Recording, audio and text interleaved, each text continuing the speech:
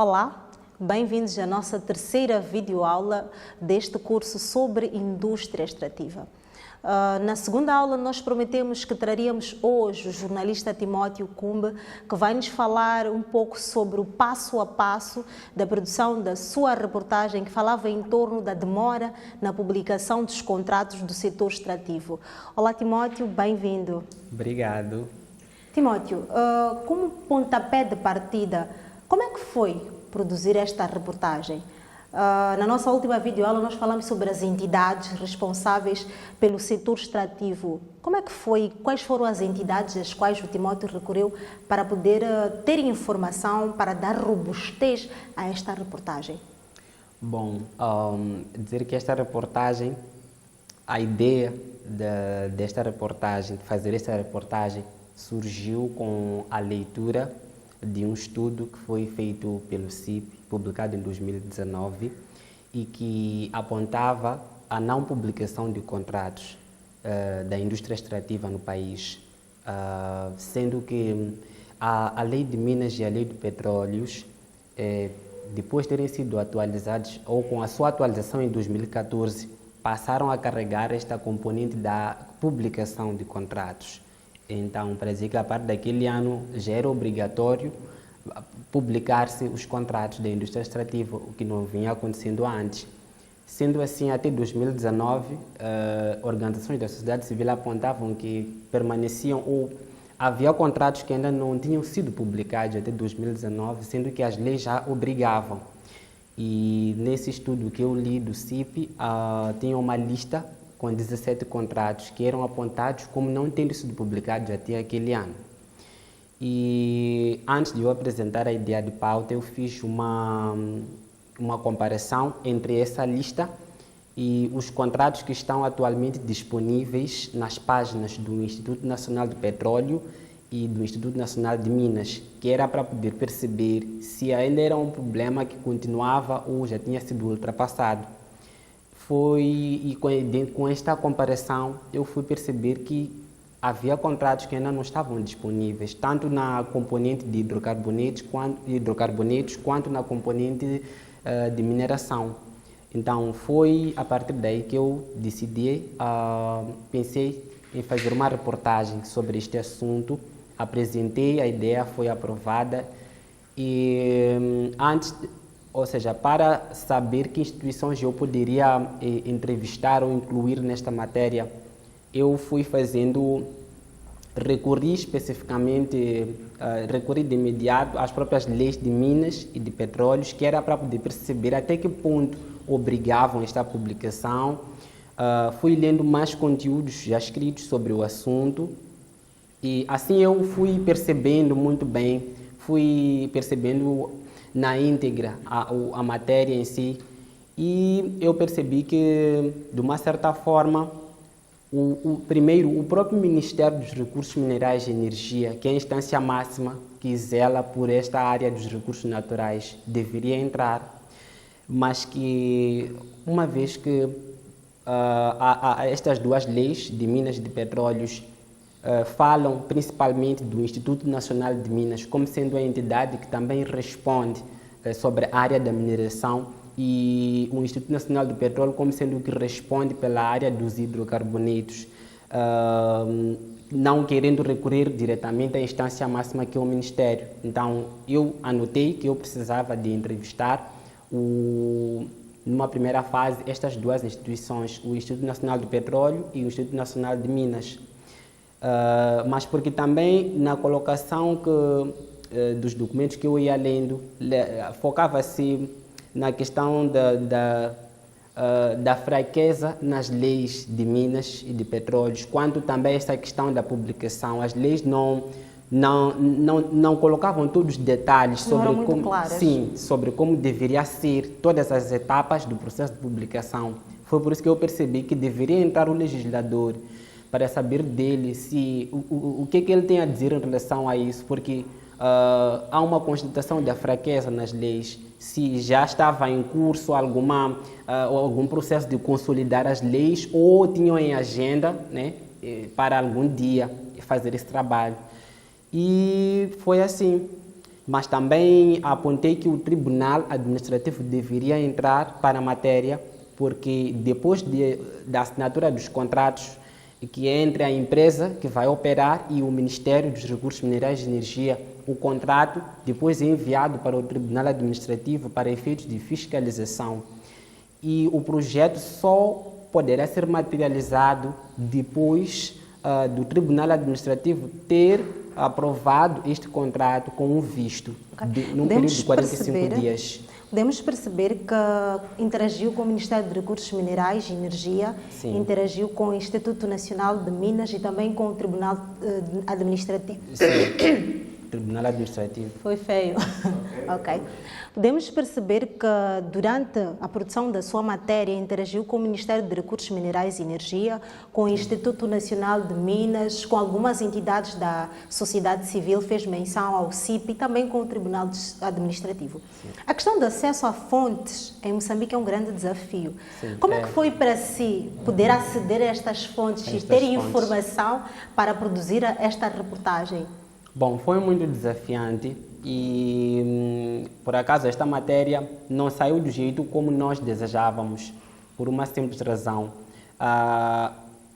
O Ministério dos Recursos Minerais ou estas duas instituições, que são as suas subordinadas, né, deveriam ter entrado na matéria para responder questões que lhes dizem respeito, mas o que aconteceu é que até o fecho da matéria, nem o Instituto Nacional de Minas, nem o Instituto Nacional de Petróleo, em representação ao Ministério, aceitaram dar entrevista, nem o próprio Ministério, porque em última instância, quando estávamos no fecho, recorremos à própria à instituição máxima, não é? Que era para podermos ter a entrevista que desejávamos, mas também até o fecho da matéria, nenhuma das três concedeu-nos a entrevista. Isso para dizer que apenas conseguimos entrevista com o Tribunal Administrativo, com a Assembleia da República e com algumas organizações da sociedade civil. E isso para dizer que mesmo com o Tribunal Administrativo não foi fácil. Aquela matéria levou muito tempo para ser terminada, pela não rápida colaboração e abertura das instituições públicas para dar informação. A matéria corria o risco de fechar também sem a entrevista do Tribunal Administrativo. Num período de um mês, o nosso pedido já estava lá. O que aconteceu é que, faltando 2 dias para fecharmos a matéria, pelo menos o Tribunal Administrativo respondeu ao nosso pedido, o que não aconteceu com estas outras instituições que aqui já mencionei, mas já tínhamos conseguido entrevista com a Assembleia da República e muito facilmente conseguimos entrevista com organizações da sociedade civil. Então, para isso mesmo, para dizer que sim, a questão do acesso às fontes tem sido um grande empecilho na atividade jornalística no nosso país. E eu penso que quem é de lei poderia ver se ajuda os praticantes desta profissão a superarem este desafio, porque sem fontes difícil é fazer o jornalismo, mesmo havendo vontade. Estamos a falar de um jornalista que está na cidade de Maputo, que está muito próximo dessas entidades governamentais, está próximo à sociedade civil, que pode dar informação para produzir conteúdos sobre a vertente extrativa e teve desafios. Mas também temos jornalistas que estão noutros pontos do país, temos jornalistas das rádios comunitárias. Que estratégias pode partilhar conosco que podem ser usadas para obter informações, para produzir reportagens na vertente extrativa? Algumas das que usou e outras que foi descobrindo com as suas pesquisas. Certo. Bom, uma das dicas que eu posso dar a eles é que eles terão de recorrer a fontes documentais. Eles terão de recorrer a artigos que já foram escritos sobre o assunto, poderão recorrer às próprias leis que podem estar a falar sobre o assunto que estão a tratar, podem ajudar sim a construir a narrativa que se pretende fazer da matéria, mas também para as fontes orais, em específico as oficiais, dizer que não podem deixar de submeter o pedido, porque quando você submete o pedido, ainda que a sua matéria feche sem ter tido todas as entrevistas com as fontes oficiais de forma oral que gostaria de ter tido. Pelo menos a pessoa terá mostrado a sua vontade, abertura, engajamento para produzir aquela matéria. Então, de fato, é muito difícil, ainda que a pessoa tenha vontade de fazer. Quando não há correspondência é difícil, mas ainda assim eu aconselho a não deixar de submeter os pedidos às instituições ou às entidades que deveriam entrar de forma lógica na matéria para também debaterem o assunto que lhes diz respeito. Afinal de contas, se existem essas entidades, era mesmo para discutirem esses assuntos. Fora o desafio do acesso às fontes de informação, quais são os outros que lhe marcaram durante o seu percurso na produção desta reportagem em específico, mas também na produção de outros conteúdos na vertente da extração? Bom, para além do acesso às fontes, dizer que o acesso às fontes é o principal desafio, mas também existem outros, claramente. A questão da paciência, a necessidade de se deslocar, porque nós sabemos que há fontes que às vezes nós encontramos em sítios distantes. Então, às vezes, a pessoa vai encontrar uma fonte que se disponibiliza a dar entrevista, mas que se encontra dentro vamos lá dizer, do círculo normal onde o jornalista costuma trabalhar. Então, se não houver força de vontade, se não houver aquele engajamento, a pessoa pode desistir, pode encontrar uma forma de contornar a não inserção dessa fonte nessa matéria. Então, é necessário que haja, acima de tudo, força de vontade por parte da pessoa. Tudo requer uma entrega por completo. Vai ter de perceber que a pessoa, na verdade, ao longo do processo, a pessoa vai perceber que vai dar mais do que se calhar pensava que poderia dar no início. Porque quando a pessoa traça ou constitui uma ideia de reportagem, pensa que simplesmente vou pegar um telemóvel, vou procurar o contato da fonte XY, então a fonte vai aceitar no primeiro momento, eu vou fazer a entrevista, depois volto, escrevo no mesmo dia, gravo e assim sucessivamente. Mas quando a pessoa sai para a prática, vai perceber que as coisas não são tão lineares. Então é nesse momento onde a pessoa vai percebendo que, afinal de contas, os desafios existem, são vários, e é necessário, e aí a pessoa é convidada a dar um esforço a mais do que ele pensava que seria. Então, há, na verdade, até aspectos que posso aqui não conseguir explicar, não é? Mas que a pessoa que está lá a produzir, ela própria, é que vai viver e vai perceber que são coisas reais, ainda que não consigamos, se calhar, em algum momento, explicar como deve ser. Mas isso para dizer que é necessário mesmo força de vontade para se entregar. O Timóteo, daqui para frente, continua como jornalista investigativo e partilhou connosco que tem esta ambição de continuar a produzir conteúdos na vertente da indústria extrativa. Uma das questões mais importantes que o novo jornalismo traz é a questão da colaboração. Como é que pretende trazer esta questão do jornalismo colaborativo nesta vertente da indústria extrativa? Como é que o Timóteo vai estabelecer links com jornalistas das rádios comunitárias que estão distribuídos por todo o país para trazer mais conteúdos à sociedade e promover mais discussões sobre esta vertente que é a extração? Bom, na verdade, eu até penso que fazendo jornalismo colaborativo, se calhar os desafios sejam sentir ou viver os desafios possa ser um pouco mais fácil, porque afinal de contas você estará a partilhar a produção de uma matéria com outras pessoas que também vivem o que tu vives no teu dia a dia. Então eu penso que vai ser um pouco mais fácil nessa vertente. É muito mais fácil quando nas situações em que você está a passar, você encontra outras pessoas que estejam a passar das mesmas situações, mas vocês estão cientes que ainda assim precisam sim de ir avante com o trabalho. Então, isso para dizer que produzir ou fazer jornalismo contando com jornalismo colaborativo, ou seja, com a colaboração de outros atores nesta área, eu penso que vai tornar a rotina vai dar uma outra dinâmica à rotina, sim, acredito. E eu olho para esta modalidade como sendo uma modalidade muito interessante, porque nós sabemos que não há ninguém entra no jornalismo enquanto não está aberto a aprender. Nós sabemos que o jornalista é obrigado a produzir conteúdos e em cada conteúdo é um assunto novo.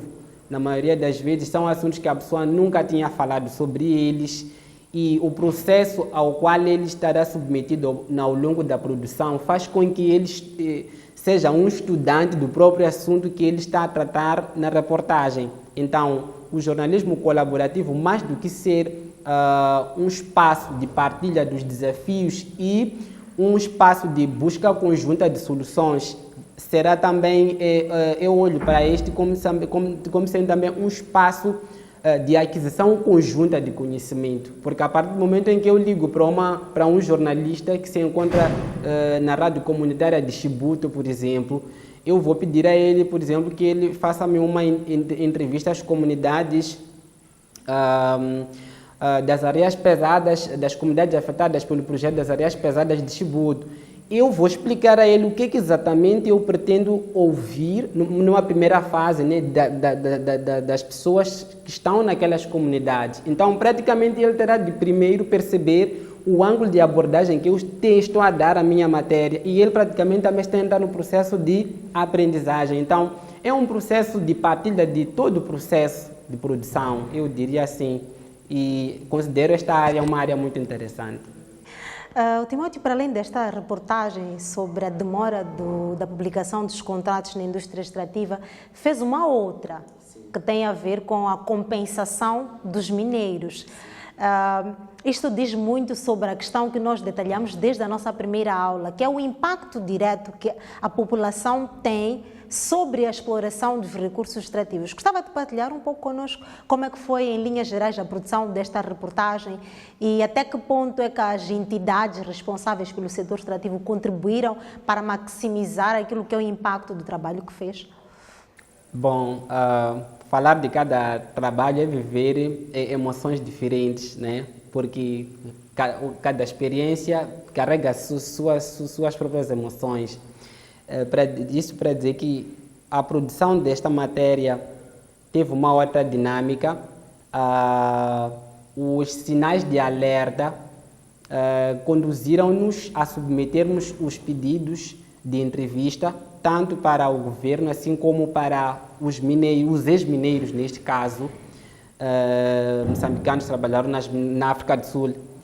E o que aconteceu é que nós tivemos primeiro resposta por parte do governo para a entrevista, e por outro lado fizemos a entrevista, mas aconteceu que o governo, quando deu a resposta, mencionou algumas camadas que apontava como já tendo sido alvo do processo de financiamento de reinserção social. Então aí o que aconteceu? Nós tivemos já o desafio de procurar pessoas nas áreas onde o governo disse que já abrangiu pessoas com o financiamento de reinserção social, para estudarmos, para fazermos um confronto, percebermos até que ponto essas pessoas que o governo mencionou, que residem nessas áreas, já terão se beneficiado, até que ponto, que é para fazermos um cruzamento de informações, porque nós não podemos entrar num assunto e começarmos a tomar partidos. Nós estamos a estudar o assunto, debater o assunto. Então, tivemos a primeira resposta do governo, conversamos com o governo e nos deu essa resposta, mas o desafio que já tivemos foi já para localizar pessoas, os ex-mineiros, nestas áreas em que o governo apontou, que era para podermos fazer o contraditório. Mas, apesar de ter sido um pouco difícil encontrar os ex-mineiros, no final nós conseguimos se encontrar e encontramos também o parecer ou o posicionamento dos ex-mineiros, que nos deixou sendo pessoas um pouco assustadas, porque as suas colocações não iam de encontro, não concordavam, não é? Não concordavam com o posicionamento que o governo tinha deixado sobre este assunto. Então, isto também leva-nos a várias análises, a percebermos, afinal de contas, até que ponto vários acontecimentos dão-se no nosso país. Porque, por um lado, você encontra um interveniente, diz que sim, nós já fizemos uma certa coisa, vais ao terreno, percebes que não, as pessoas dizem que não. Então, não querendo, sem querer entrar no assunto, mas só pelo fato de encontrares intervenientes ou atores que entre eles vão se contradizendo, isso já vai, apesar de criar, né, alguma estranheza com pessoas que somos, mas no final nós sentamos, elaboramos a matéria e damos o conteúdo ao público. Timóteo, obrigada por ter estado cá conosco e partilhar a sua experiência como jornalista. Pode deixar alguma dica, alguma mensagem para os colegas jornalistas que estão a acompanhar esta nossa conversa em torno da produção de conteúdos na vertente extrativa? Eu iria aqui deixar um conselho, sim, dizer que apesar dos desafios, havendo persistência, é possível. Então, se houver força de vontade, é só levantarmos, insistirmos e não desistirmos. No final, sempre vamos conseguir. Ainda que não seja de uma forma completa como nós gostaríamos, mas no final, havendo persistência, sempre conseguimos. Então, muita força de vontade. Obrigada. Produzir conteúdos sobre a indústria extrativa exige um grande sacrifício por parte dos jornalistas.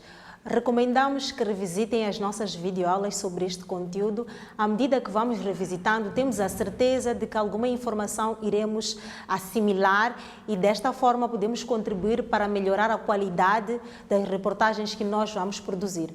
Não se esqueçam de visitar os sites onde temos informação disponível sobre a indústria extrativa e também revisitar informações sobre as principais entidades que operam neste setor e podem também aceder a algumas plataformas do Media Lab, onde podem ter informações mais detalhadas sobre a vertente da indústria extrativa.